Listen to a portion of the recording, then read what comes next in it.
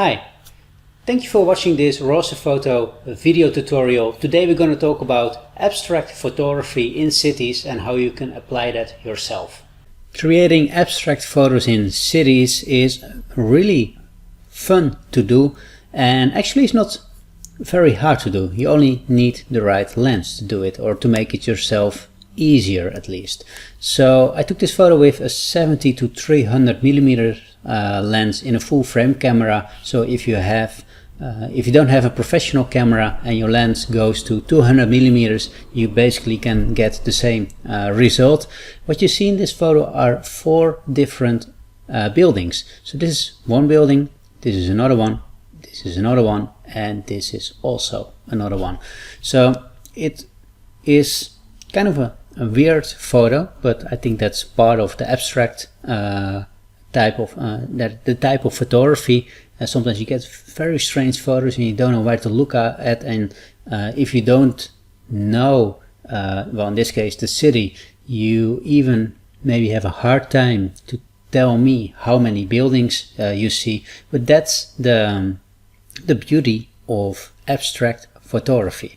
So the tip I wanted to give you, if you're really into this type of photography, a lens that zooms a bit further is really gonna help you with that.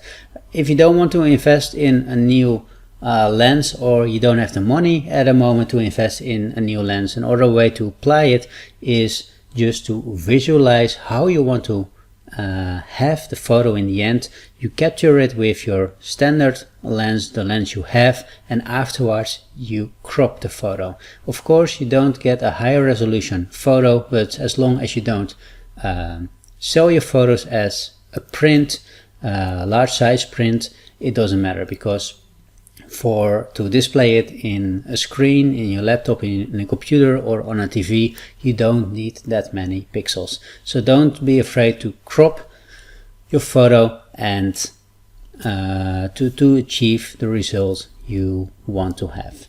So abstract photography is really fun to do. Sometimes it's also a bit hard to do. If you want to create photos like this, just go out there with only one goal: create abstract photos. Don't go to the city and think like, well, maybe I see a building where I can create a nice abstract photo. No, don't do that. Make sure you look for the abstract photo all the time, and then you will figure out you're gonna see many possibilities and you will shoot the right photos. So hopefully you learned something new with this video. Please leave a comment below. Let me know in what type of photography you're interested. If it's also cityscape photography, maybe you do landscapes, maybe you do architecture, maybe you do macro photography. Please let me know. I'm really interested in your photography also. So please leave a comment below, and don't forget to share this video with your friends. Did you like this photography video? Please like this video and check out our recommended video for more tips.